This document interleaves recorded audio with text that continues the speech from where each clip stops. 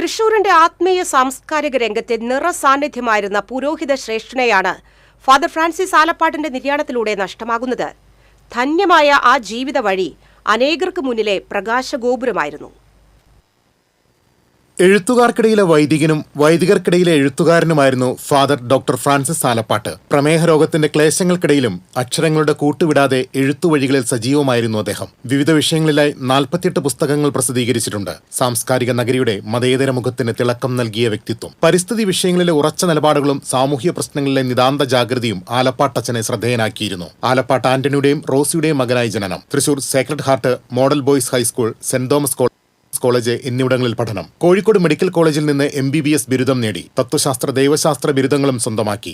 1995 വൈദിക പദവിയിൽ അഭിഷിക്തനായി. പാവറട്ടി, ഇരവിമംഗലം, കണ്ണംകുളങ്ങര, ചേറൂർ, കോളങ്ങാട്ടുകര, നെഹ്റു നഗർ എന്നിവിടങ്ങളിൽ ശുശ്രൂഷ നടത്തി. മാനസികാരോഗ്യ ആശുപത്രിക്ക് വേണ്ടി കേരള ഹൈക്കോടതി നിയമിച്ച മോണിറ്ററിംഗ് കമ്മിറ്റിയിലും തൃശൂർ ജില്ലാ ആശുപത്രി, Thrissur medical college, Koratty government leprosy institute എന്നിവയുടെ ഉപദേശക സമിതിയിലും അംഗമായിരുന്നു. പൂവിതൽ പൊഴിയുമ്പോൾ എന്ന രക്തദാന ഡോക്യുമെന്ററിയുടെയും TG രവി നായകനായി അഭിനയിച്ച ഓർമ്മകൾക്കപ്പുറം എന്ന ഷോർട്ട് ഫിലിമിന്റെയും സംവിധാനം നിർവഹിച്ചു. ജൂബിലി മിഷൻ സ്ഥാപക ഡയറക്ടർ, തൃശൂർ അതിരൂപത വികാരി ജനറൽ, സാന്ത്വനം ചെയർമാൻ, സത്സംഗ് രക്ഷാധികാരി, കേരള ബ്ലഡ് ഡൊണേഴ്സ് ഫോറത്തിന്റെ സ്ഥാപകൻ എന്നീ നിലകളിലും പ്രവർത്തിച്ചു.